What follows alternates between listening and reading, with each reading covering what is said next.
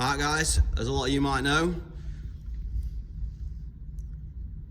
I use an Ingersoll Rand 1/2" battery impact.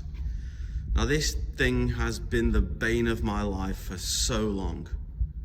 It's terrible. It is the worst investment I ever made. You know, from the outside it looks really well built. It looks as well built and it feels as well built as anything Snap-on have ever produced. You know, it really does look and feel like a top machine, and that's where the fun stops. It has a cool light on it, but that's it. Almost immediately this thing started to bust my nuts and it stops working. It's almost as like it reaches its torque level and goes into like safety mode. Right, long story short, it was getting worse and, you know, basically, oh, we'll have to buy a new one. There's nothing we can do. Okay. Well, then all of a sudden, you know, it started working. You just give it a wobble, switch it back and two, and it'd start going again. Well, yesterday it was really starting to get on my nerves, like a, you know, a ginger stepchild. Joke. And I did, you know, I've beat it like a ginger stepchild a minute ago. Today it started getting worse. It's struggling to loosen M12 bolts. And then all of a sudden it starts cacking itself at M10 bolts. And I'm rushing, I've got machines to get out. It's a Sunday afternoon and I'm in full stress. This thing is just treading on my sack. He's really specializing in busting my balls. Now it's just, you know, it spins a bit, goes, and then flashes its little light, and it's not working. So my aggression levels reached up here, and my composure down there, and I threw it at the floor. Because it's so well built from the outside, nothing really happened except for the battery flew off it. So I took it outside, I threw it at the floor there 10 times. And it still, you know, it still looks respectable, but it still doesn't work. So Ingersoll Rand, you have died as a company for me. Right now, just to make sure I don't try and get this thing working again, and it just saves itself in the last moment from death row, I'm gonna put it under the hydraulic press. Get rid of the little bell end. So this thing is my worst life decision, right? And unlike that fat bird that you nailed in Aldi car park, I can take back my worst life decision and start again.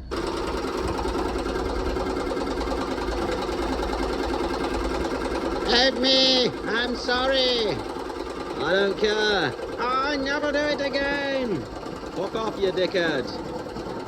Please! Don't do this!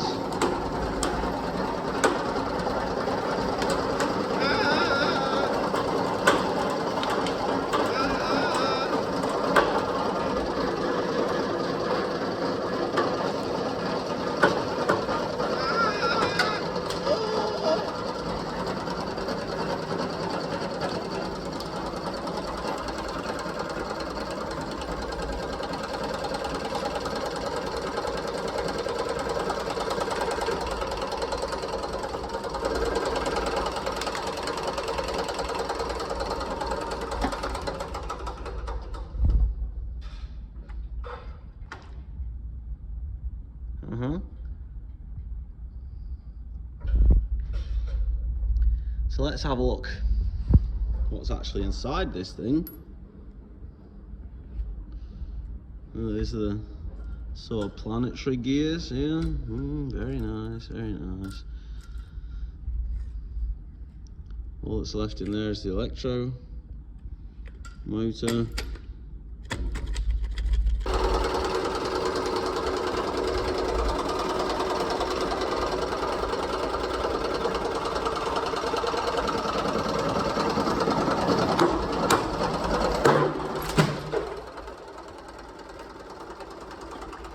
I was quite sure that's what was going to happen.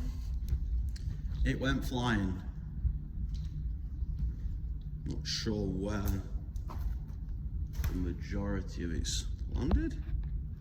We can, here it is. Well, it didn't really sustain that much damage. It evacuated itself from the situation very quickly, which probably had something to do with this impact spring here.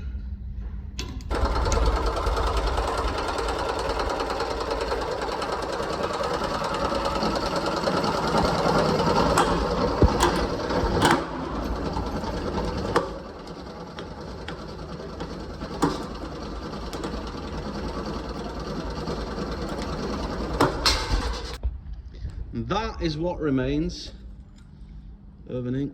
Oh, hang on. Open the pressure valve. Of an Ingersoll Rant.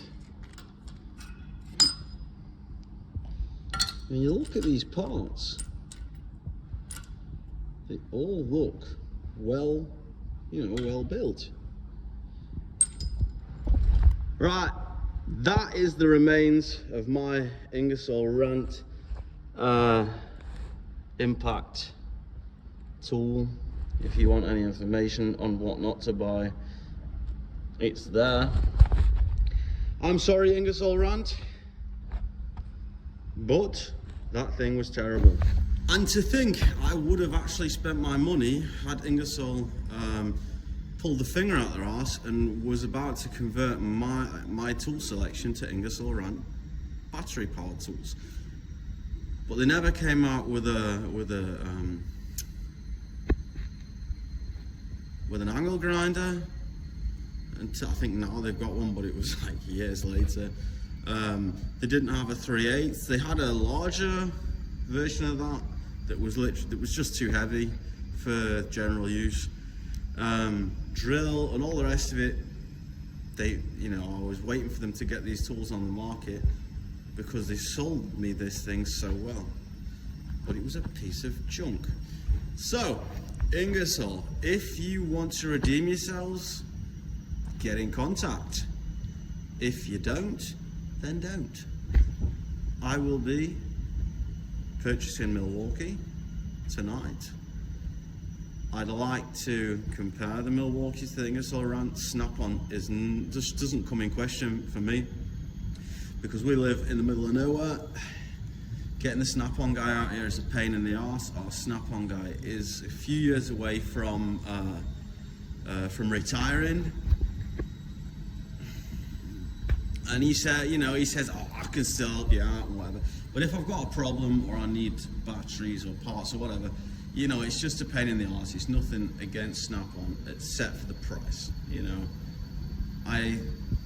I think the quality of Snap-on, my impression up to now, is that the quality, when you hold it in the hand, it feels really good. And that's very important for me, that something feels stable in your hand. These first impressions are very important. You got to weigh the pros and the cons. And the other problem for me with Snap-on is they don't have the tool variety that Milwaukee does. That's very important for me. I want to switch over to one tool brand and have everything. So guys, thanks for watching. Sorry this was a bit of a childish video, but this tool really has gotten on my nerves for so long. I really hate videos where people just destroy things. Like the worst human on this planet for me is Whistling Diesel. Just seeing him waste money that could feed Africa and stop homelessness in North America, and just destroy it, and people pay him to do this sort of stuff. It's just a talentless bellend, and to profit from being a talentless bellend really does annoy me. And I never wanted to go down the route of being a talentless bellend and destroying things to get clicks. I'm not going to make a habit out of putting things in the hydraulic press because, apparently there's a guy who's done that already. But like I say, this tool really annoyed me.